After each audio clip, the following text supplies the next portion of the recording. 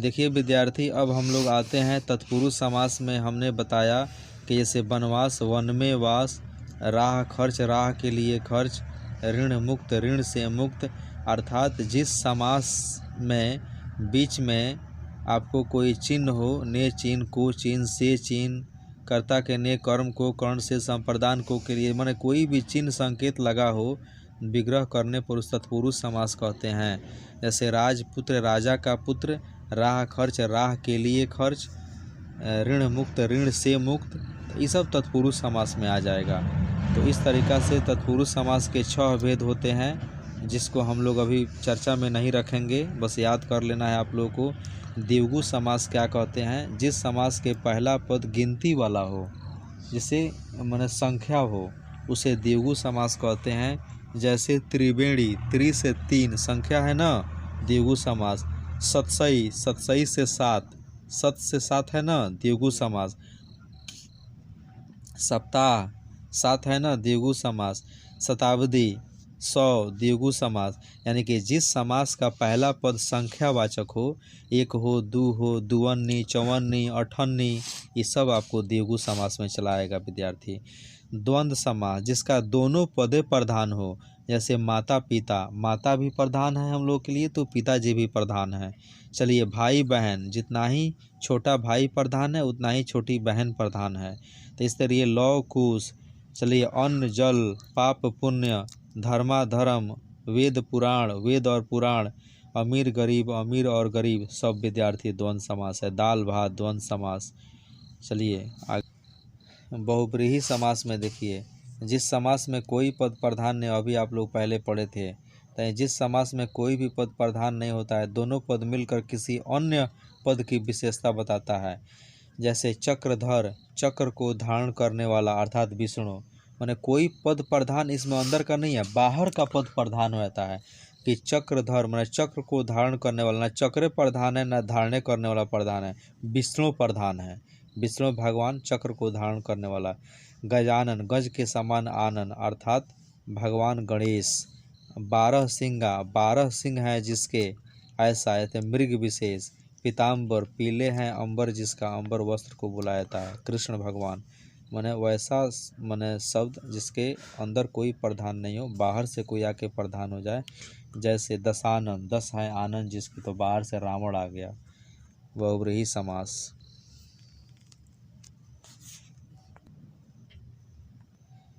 चलिए विद्यार्थी, पर्यायवाची शब्द, एक शब्दों के अनेक नाम को पर्यायवाची शब्द कहते हैं। जैसे कुछ खास पर्यायवाची शब्द आप लोग को डिस्कस कर देते हैं, ध्यान दीजिए।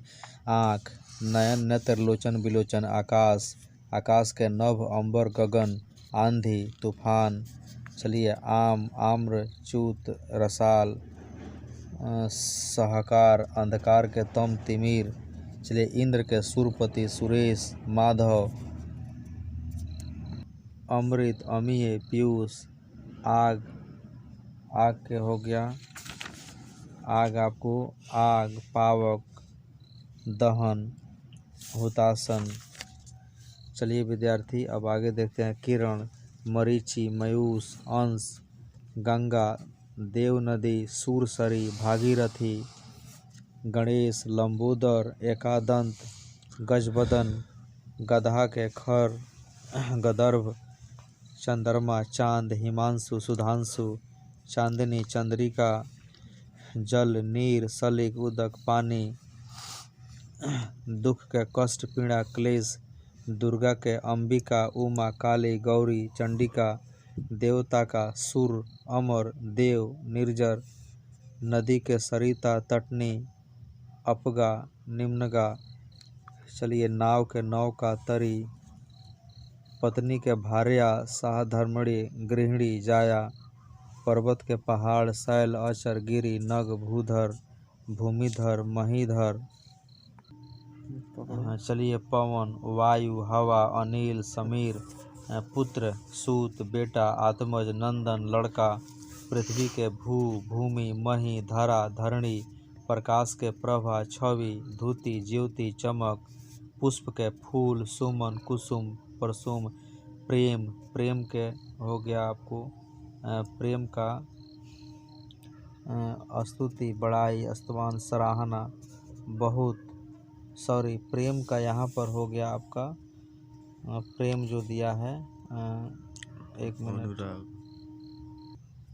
विलोम शब्द में देखिए, विलोम शब्द में ध्यान से आप लोग देखिए कि यहाँ पर क्या हो रहा है। सबसे अच्छा बता रहे हैं कि औन्नत के उन्नत, अल्प के बहु, अपेक्षा के उपेक्षा, अज्ञ के विज्ञ, अमृत के विष, अथ के इति, अनुकूल के प्रतिकूल, आशा के निराशा, आस्तिक के नास्तिक, आलोक के अंधकार, आय के व्यय, अभ्यंतर के बाह्य, आज़ादी के गुलामी, आसक्त के अनासक्त, आद के अंत्य, आकाश के पाताल, आयात के निर्यात, आत्मा के परमात्मा, आचार के अनाचार, आगामी के विगत, आधुनिक के प्राचीन, अल्पसंख्यक के बहुसंख्यक, अंधकार के प्रकाश, अति के अल्प, अपमान के सम्मान, अग्नि के जल, अमर के मर्त, अनुरक्ति के विरक्ति, अनुलोम के प्रतिलोम, अस्त के व्यस्त।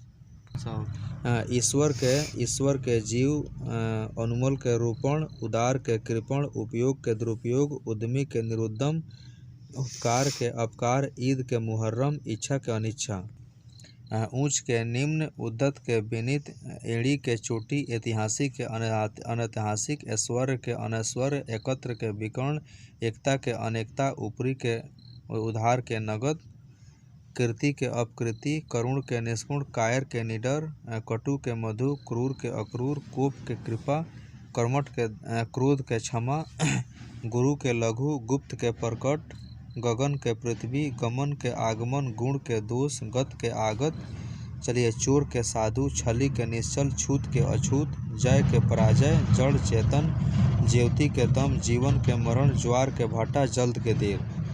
अनेक शब्दों के लिए एक शब्द थोड़ा सा ध्यान दिया जाए। हम लोग यहाँ पर देखते हैं, जिसके पाड़ी में चक्र हो चक्र पाणी, जिसके पाड़ी में वज्र हो वज्र पाणी, जिसके 4 भुजाएं हैं चतुर्भुज, जिसके 10 आनन है दशानन, जिसके आने की तिथि न हो अतिथि, जिसके शेखर पर चंद्र हो चंद्रशेखर, जिसके पार देखा न सके अपार दर्शक, जानने की इच्छा जिज्ञासा, जिसके 4 पद हो चतुष्पद, जिसके कोई नाथ न हो अनाथ, जिसके पिता जीवित हैं जिसके पति जीवित हैं सधवा, जल में जन्मने वाला जलज, अंडा से जन्मने वाला अंडज, जिसकी उपमा न हो अनुपम, जिसकी चिंता नहीं हो सके अचिंत्य।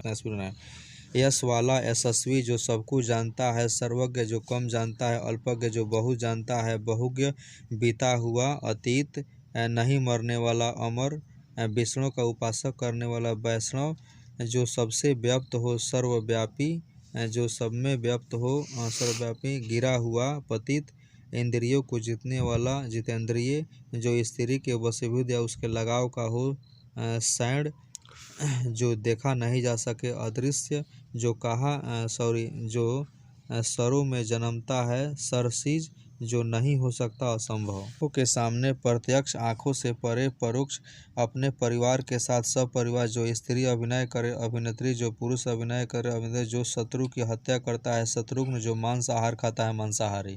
विद्यार्थी मुहावरा थोड़ा सा ध्यान दीजिए। मुहावरा बहुत अच्छा है। अंग अंग ढीला होना, बहुत थकावट होना, अंग छूना, कसम खाना, अक्ल का दुश्मन, मूर्ख हो गया, अंधे की लकड़ी, एकमात्र सहारा, अंधेरे घर का उजाला, एकलौता बेटा, अगर मगर करना, टाल मटोल करना, अपना पाँव पर अपने कुल्हाड़ी मारना, अपनी हानि आप करना। चलिए इसके बाद में हम आते हैं आँखों का कांटा, खटकने वाला व्यक्ति, आंखें खुलना, होश आना, आसमान टूट पड़ना, बहुत बड़ी मुसीबत आ जाना, आस्तीन का सांप होना, कपटी मित्र होना, ईंट से ईंट बजाना, नष्ट भ्रष्ट करना, उंगली उठाना, निर्देशित होना, उंगली उठाना, निंदा करना, सहायक न करना, कागजी घोड़े दौड़ाना, केवल लिखी पढ़ी काम करना, कान खड़े होना, आश्चर्य से सुनने की उत्सुक होना। चलिए विद्यार्थी, आपके एग्जाम में निबंध पूछता है, तो निबंध के बारे में थोड़ा सा डिस्कस करते हुए हम आगे बढ़ते हैं। एक निबंध पूछेगा ही, एक प्रदूषण देख लीजिएगा, समाचार पत्र देख लीजिएगा और एक आध दो बता देंगे, मात्र उससे आपके एग्जाम में आएगा। प्रदूषण क्या है? प्रदूषण से आप लोग परिचित हैं कि मानव के बौद्धिक विकास और सुव्यवस्थित जीवन के लिए संतुलित वातावरण का होना नितांत आवश्यक है। माने हम लोगों के जीने के लिए एक संतुलित वातावरण का होना आवश्यक है। संतुलित वातावरण में प्रत्येक घटक एक निश्चित अनुपालन में है, कार्य करते हैं। जब भी संतुलित वातावरण है, इसमें प्रत्येक घटक जो होते हैं एक निश्चित वातावरण में काम करते हैं। वातावरण में किसी घटक की अधिकता या अल्पता प्राणियों के लिए हानिकारक होती है। मान लीजिए वातावरण में कोई चीज़ बहुत अधिक बढ़ जाए या कोई चीज़ बहुत कम हो जाए, तब भी हमारे जीवन के लिए हानिकारक हो सकता है, वहीं प्रदूषण के काम में आता है। तो प्रदूषण आप लोग चैप्टर जब अपने एग्जाम में लिखिएगा तो अपने भाषा में लिखिएगा। चलिए कैसे लिखिएगा हम बता रहे हैं। आप लोग लिखिएगा कि जब वातावरण में कोई घटक आवश्यकता से अधिक हो जाए और आवश्यकता से कम हो जाए तो हमारे जीवन को संकटपूर्ण बना सकती है, इसे ही प्रदूषण कहा जाता है। चलिए विद्यार्थी, प्रदूषण हवा, जल, स्थल की भौतिक, रासायनिक एवं जैविक विशेषताओं का अवांछनीय परिवर्तन है। प्रदूषण कहाँ कहाँ होता है? हवा में प्रदूषण होता है, जल में प्रदूषण होता है, स्थल में प्रदूषण होता है, यहाँ सब प्रदूषण होता है। तो अपने भाषा में लिखाएगा। पौधे औद्योगिक संस्थानों आदि को विशेष रूप से क्षति पहुँचाते हैं। देखिए, जहाँ भी मानव ने प्राकृतिक नियमों का उल्लंघन किया है, मानव ने प्राकृतिक नियम का उल्लंघन किया, जैसे विद्यार्थी आवश्यकता से अधिक पेड़ों को काटना, प्राकृतिक नियम का उल्लंघन, आवश्यकता से अधिक कचरा फैलाना, प्राकृतिक नियमों का उल्लंघन। तो जहाँ भी मानव ने प्राकृतिक नियमों का उल्लंघन किया है वहाँ पर प्रदूषण आया है। तो तरह तरह का परिवर्तन हो जाने अनजाने लाने का प्रयास किया है, पर्यावरण दूषित हुआ है। पर्यावरण क्या हुआ है? दूषित हुआ है। यानी कि मानव का उल्लंघन करना ही पर्यावरण प्रदूषण का कारण है। चलिए, विस्तृत अर्थ में दूषित हो रही हवा, पानी, मिट्टी, मरुभूमि, दलदल, नदियों का उफनकर बहना और गर्मी में सूखा जाना, जंगलों के कटने से लेकर पेयजल का संकट, गंदे पानी का उचित रूप से निकास न होना आदि पर्यावरण के अंतर्गत आते हैं। ये सब अपने मन से लिख दीजिएगा कि पर्यावरण के अंतर्गत कौन कौन आते हैं। जैसे हवा, पानी, मिट्टी, मरुभूमि, दलदल, नदियाँ को उफनकर बहाना, आवश्यकता से अधिक गर्मी पड़ना, बीमारियों, एक पर एक हवा में वायरस का होना, घूमना, ये सब बीमारी का कारण है जो पर्यावरण के अंतर्गत आते हैं। ज्ञान विज्ञान का विकास और जनसंख्या की वृद्धि के साथ साथ स्वच्छता की समस्या प्रादुर्भाव हुई है। बड़े बड़े नगरों में नालियों के गंदे पानी से, मल मूत्र कारखानों से पानी गंदा हुआ है। बड़े बड़े शहरों में फैक्ट्रियों के चलने से, धुआं निकलने से वायु प्रदूषण हुआ है। सब अपने भाषा में लिखाएगा। फलतः हवा, जल और पृथ्वी स्थित सभी जीव जंतु प्रदूषण से प्रभावित होते हैं और वहीं प्रदूषण से जीव जंतु काफ़ी मर गए हैं, विलीन होते जा रहे हैं। अपने भाषा में लिखना है। संयुक्त राज्य अमेरिका के राष्ट्रीय विज्ञान अकादमी के वैज्ञानिकों का कहना है, कहाँ के? संयुक्त राज्य अमेरिका राष्ट्रीय अकादमी के वैज्ञानिकों का कहना है कि यदि विश्व के सभी देश अपने कोयला भंडारों का दोहन करेंगे तो जलवायु में एक अद्भुत नाटकीय परिवर्तन होगा। वातावरण में कार्बन डाइऑक्साइड की मात्रा में अत्यधिक वृद्धि हो जाएगी, जिसके खाद्य पदार्थ और प्राणी सृष्टि पर प्रतिकूल प्रभाव पड़ेगा। वातावरण में कार्बन डाइऑक्साइड अधिक बढ़ने से आदमी बीमार हो जाएगा। ऑक्सीजन के बढ़ने से आदमी ठीक होता है। पेड़ पौधे की कटाई करेंगे, ऑक्सीजन खत्म हो जाएगा, आदमी प्रदूषण के दायरे में आ जाएगा। जलवायु अधिक नमी युक्त होते जाती है। इस तरीक़ा से हम लोग लिखेंगे। कार्बन डाइऑक्साइड के कारण अधिकतम तापमान में 2 सेंटीग्रेड की वृद्धि हो गई। भूमि को कृषि के लिए अनुपयुक्त बना देगी, सारी भूमि उस पर आ जाएगी। चलिए विद्यार्थी, समय को बर्बाद नहीं करते हो, बता रहे हम लोग प्रदूषण के निम्नलिखित प्रकार होते हैं। पर्यावरण प्रदूषण, जल प्रदूषण, स्थलीय प्रदूषण, वायु रेडियोधर्मी प्रदूषण, ध्वनि प्रदूषण। आप लोग जब लिखिएगा ना तब पर्यावरण प्रदूषण लिख के अंडरलाइन कर दीजिएगा, तब लिखिएगा। फिर जल प्रदूषण लिख के अंडरलाइन करके फिर उसमें 10 लाइन लिखिएगा। फिर स्थलीय प्रदूषण लिख के उसमें 10 लाइन लिखिएगा। इससे आपको मार्क्स मिलेगा, नहीं तो नहीं मिलेगा। पर्यावरण प्रदूषण लिख के क्या कीजिएगा? पर्यावरण के बारे में लिखिएगा। पर्यावरण को प्रदूषित करने में कौन कौन कारण हानिकारक हैं? बोलिए बाबू। जो वायु को प्रदूषण, मोटर वाहन, भूमिका सार्वजनिक, उसके बाद में नगर के वातावरण को दूषित कर देना, मोटर वाहनों निकलने वाले धुआं, विषैले, ये सब पर्यावरण को प्रदूषण कर रहा है। चलिए विद्यार्थी, यहाँ ध्यान देते हैं हम लोग। यह विषैला धुआं पर्यावरण को प्रदूषित करता है। एक सामान्य व्यक्ति को दिन भर सांस लेने के लिए 14,000 लीटर शुद्ध ऑक्सीजन की ज़रूरत होती है। देखो विद्यार्थी, एक सामान्य व्यक्ति, एक अच्छे व्यक्ति को दिन भर सांस लेने के लिए 14,000 लीटर शुद्ध ऑक्सीजन की ज़रूरत पड़ती है। और वहीं 1,000 किलोमीटर चलने के लिए मोटर कार को भी उतना ही ऑक्सीजन की ज़रूरत पड़ती है। तो अतः वैज्ञानिक ने चेतावनी दी है कि प्रदूषण के कारण पृथ्वी का वायुमंडल गर्म हो जा रहा है। समझने वाली बात है। दिन भर में कोई व्यक्ति 14,000 लीटर सांस लेता है और वहीं 1,000 मीटर वाहन को चला देगा तो वह उतना ऑक्सीजन ले लेगा 14,000। तो वाहन को हम लोग कम करेंगे तब ना मनुष्य को ज़्यादा ऑक्सीजन मिल पाएगा। इसलिए गाड़ी घोड़ा उतना नहीं चलावें, बहुत कम यूज करें गाड़ी घोड़ा को। ज़्यादातर आप लोग उससे बचें।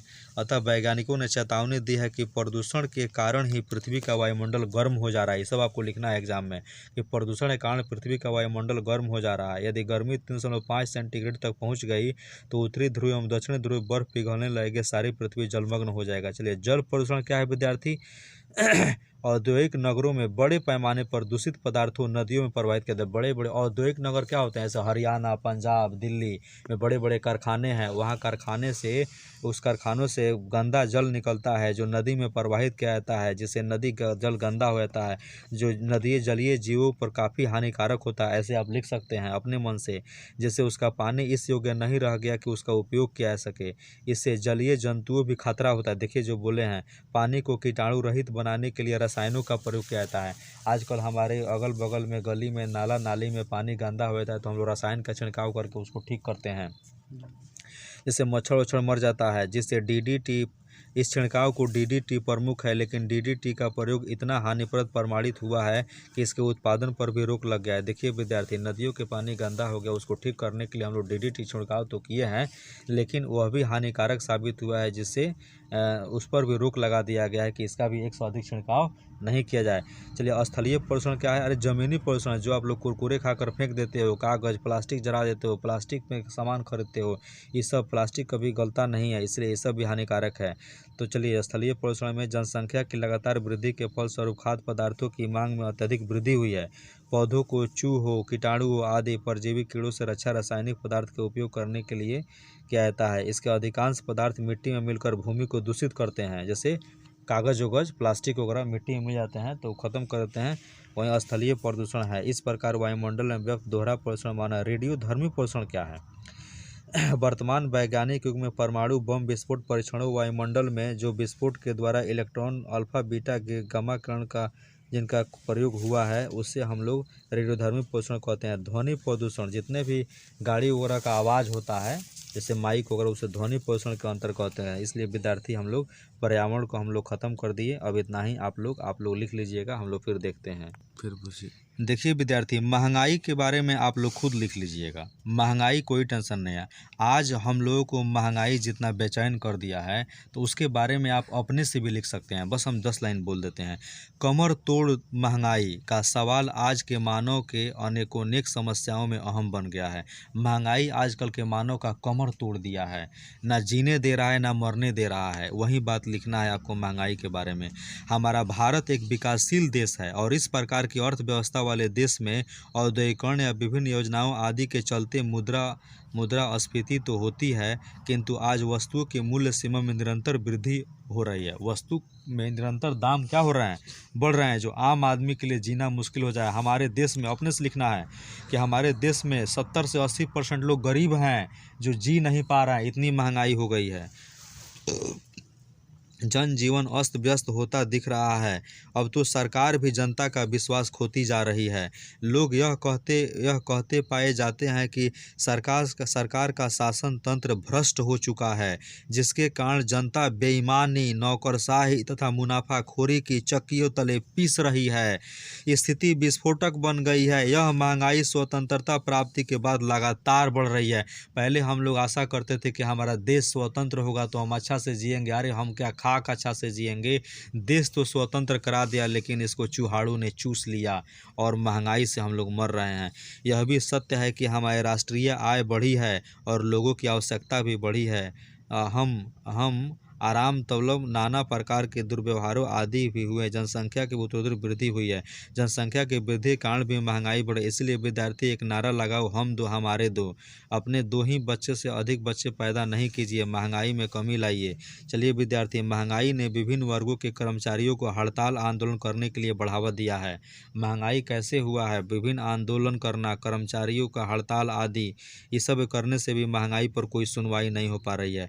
महंगाई की समस्या का अंत संभव हो तो कैसे, यह विचारणीय विषय है। हम लोग सारे आदमी मिल के सोचे कि महंगाई को कैसे ख़त्म किया जा सके। सरकार वस्तुओं की कीमतों पर अंकुश लगाए, दाम बढ़ने से रोके, तब जाके महंगाई ख़त्म होगी। दंड हेतु अवस्था में कठोर बनाए। चलिए, साथ ही देशवासी में मनोयोग पूर्वक राष्ट्र का उत्पादन बढ़ाने के लिए योगदान करें। चलिए, उसी तरह बेरोजगारी के विद्यार्थी 4 लाइन बोल दे रहे हैं। बेरोजगारी भी आप लोग समझ लिए। बेरोजगारी हमारे देश में भूखा मनुष्य क्या पाप नहीं करता। आदमी जब भूख रहेगा तो उसको आगे ना बेटी बुझाएगा ना बहन बुझाएगा, कुछ नहीं बुझाएगा।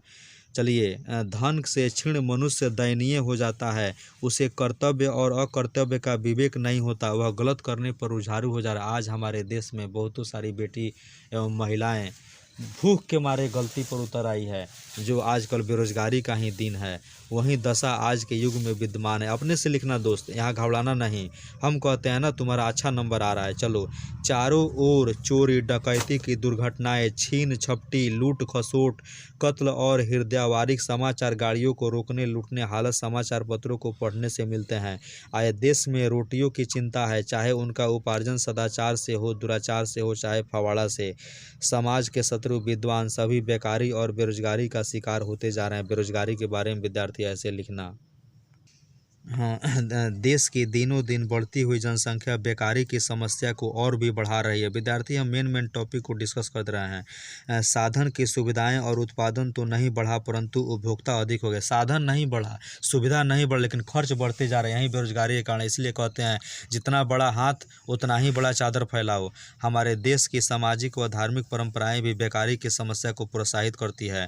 धार्मिक परंपरा जैसे बाजा बजाना, नाचना, राम मंदिर, दिस मंदिर, मस्जिद, ये सब बनाना, ये सब पर ध्यान देना, लेकिन गरीब के पेट पर ध्यान नहीं देना, ये भी बेरोजगारी है।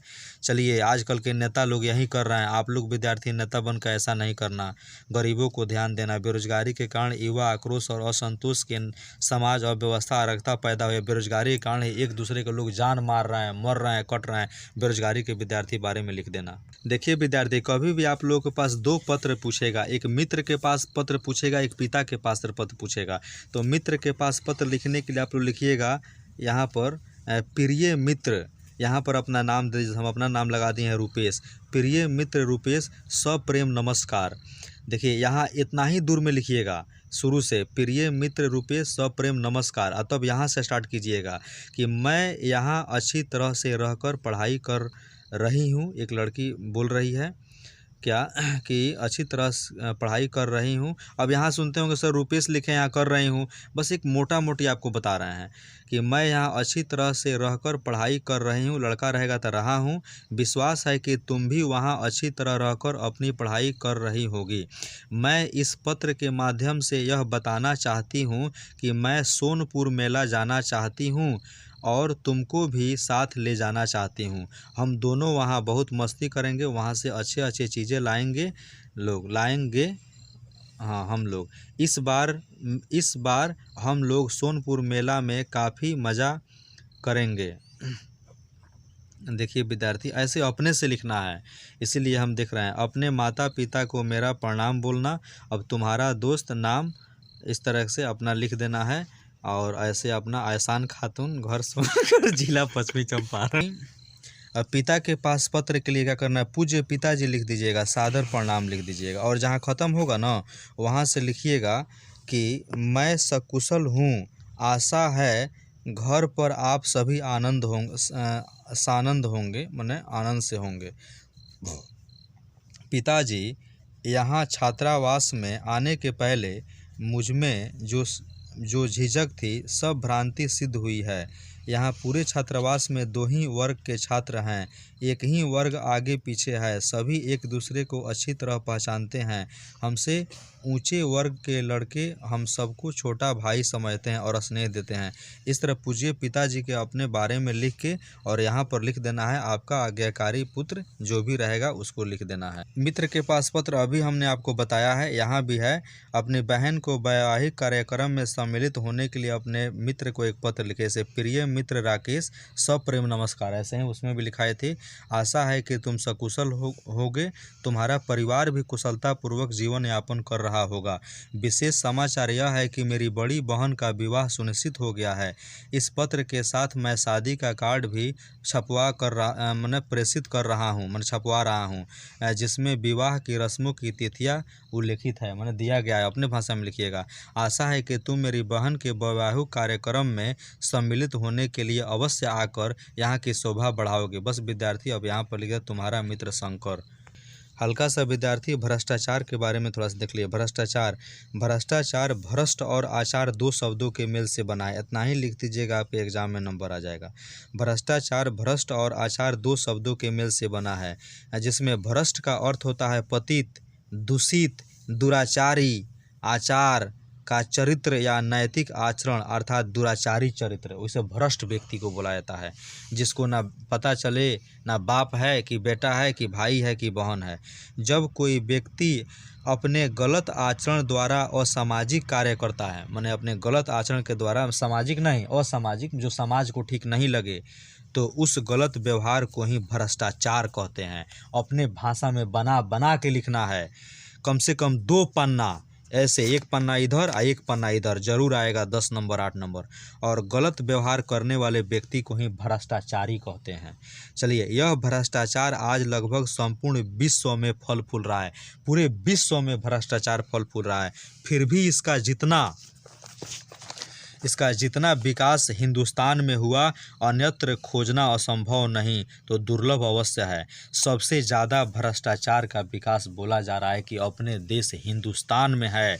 यहाँ तो संतरी से लेकर प्रधानमंत्री तक चोर और घूसखोर है। देखिए विद्यार्थी, आप लोग कभी भी ऐसा काम नहीं करना। यहाँ संतरी से लेकर प्रधानमंत्री तक कोई चोर और घूसखोर बताया जा रहा है। कैसा अपना देश हिंदुस्तान है। यही भ्रष्टाचारी के बारे में आप लोग को लिखना है, अपने मन से लिखना विद्यार्थी। जीवन के किसी भी क्षेत्र में जाइए, बिना घूस या पैरवी का काम चलने वाला नहीं है। जब से माँ के पेट में आदमी आ जाता है, तब से लेकर लाश जलने तक या उसकी काम क्रिया तक भ्रष्टाचार का शिकार होना पड़ता है मेरे दोस्त। इसलिए भ्रष्टाचारी पर खूब लिखना, अपने मन से कहता भी अपने शब्दों में लिखे विद्यार्थी। आपको लाचारी में पड़ा देखकर लाश ढोने वाले जीव या पेट में आ जाने पर या उसमें पहले से ही तांत्रिक या डॉक्टर और नर्स उसे पैसे वसूलते रहते हैं, मरने वक्त तक वसूलते रहते हैं।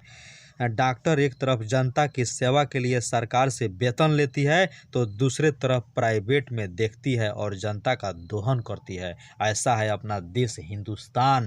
ऐसे हैं लोग, यहाँ के भ्रष्टाचारी और भ्रष्ट लोग। मास्टर या प्रोफेसर सरकारी वेतनभोगी होते हैं। देखो विद्यार्थी, मास्टर है उसमें हम लोग भी आते हैं, पर घर पर पैर लेकर विद्यार्थी को पढ़ाने या प्राइवेट कोचिंग में जाकर पढ़ाने का कार्य बेझिझक करते हैं। फिर भी इन बेचारों के कमाने की जगह सीमित है। IAS, IPS जैसे अधिकारी जो गहन अध्ययन करने के बाद, मैंने बहुत अच्छी पढ़ाई किए हैं, फिर भी इस कुर्सी तक पहुंचते हैं। आज इनके आचरण को भी बिकते हुए सुना जाता है। बेचारा इतने लोग विश्वास करते हैं, वो भी बिक गए हैं। चलिए विद्यार्थी, अब भ्रष्टाचार के बारे में आप लिख लीजिएगा। दावा घोटाला, पशुपालन घोटाला आदि इनके ज्वलंत प्रमाण है। छोटी मोटी इनकी कारस्तानी को उजागर करने की आवश्यकता नहीं दिखाई पड़ रही है। विद्यार्थी, भ्रष्टाचार के बारे में आप लोग लिख लीजिएगा। आज मंत्री, विधायक, MP, मुख्यमंत्री, प्रधानमंत्री के विषय में कहना ही क्या है, जिन्होंने निर्दयतापूर्वक हिंदुस्तान को ही घोटाला कर लिया। अब बताइए क्या देश बचेगा? आज हतप्रत होकर अपने चोर नेताओं की ओर देख रही जनता नजर न्यायालय और CBI की ओर लगी हुई, वहां से भी भारत माँ को कितना न्याय मिल पाएगा, यह तो आने वाला समय ही बताएगा। विद्यार्थी, भ्रष्टाचार में लिख लेना ओके। समाचार पत्र आ रहा है आपके एग्जाम में दोस्त, आ रहा है। जितना बता दिए उतने देखना। समाचार के बारे में खूब लिखना। समाचार पत्र वह कड़ी है जो हमें शेष दुनिया से जोड़ती है। समाचार ही है जो घर पर बैठे बैठे पूरे दुनिया की खबर देती है। आप अपने से लिखना हिंदी में। जब हम समाचार पत्र में देश विदेश की खबरें पढ़ते हैं तो हमें पूरे विश्व के अंग बन जाते हैं। जब जानते हैं तो विश्व के अंग बन गए, जो चीज़ नहीं जाने उसका अंग नहीं बने। चलिए, इससे हमारे हृदय को विस्तार होता है। अब समाचार पत्र लिखना होगा तो 4 गो पॉइंट जरूर अपने ज़िंदगी में नोट करना। लोकतंत्र की प्रहरी लिख के 10 लाइन छोड़ देना, चलो दिखा देते हैं, कोई ठीक नहीं है। फिर प्रचार या उत्तम माध्यम लिख के 5 लाइन छोड़ देना।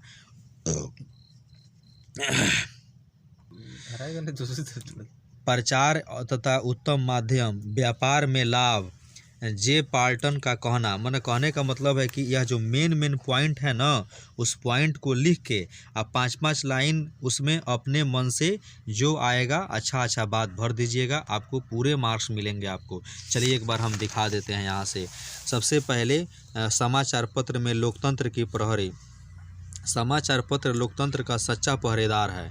लोकतंत्र का सच्चा पहरेदार है। अगर कोई गलती करना चाहता है तो समाचार पत्र के द्वारा उसको सारे दुनिया में फैला दिया जाता है, माने अपने देश में फैला दिया जाता है। इससे लोग जागरूक हो जाते हैं। तो यह एक पहरेदार ना है, जिसको उसी के माध्यम से लोग अपनी इच्छा, विरोध और आलोचना प्रकट करते हैं। यही कारण है कि राजनीतिज्ञ समाचार पत्रों से बहुत डरते हैं। जितने भी राजनीतिज्ञ हैं समाचार पत्र से डरते हैं, क्योंकि कालाबाजारी करते हैं, लूटते हैं, तब ना डरते हैं।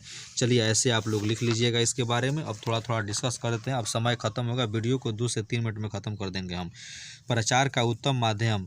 आज प्रचार का युग है। यदि आप अपने माल को, अपने विचार को, अपने कार्यक्रम को या अपनी रचना को देशव्यापी बनाना चाहते हैं तो समाचार पत्र का सहारा लेना पड़ता है। सही बात है।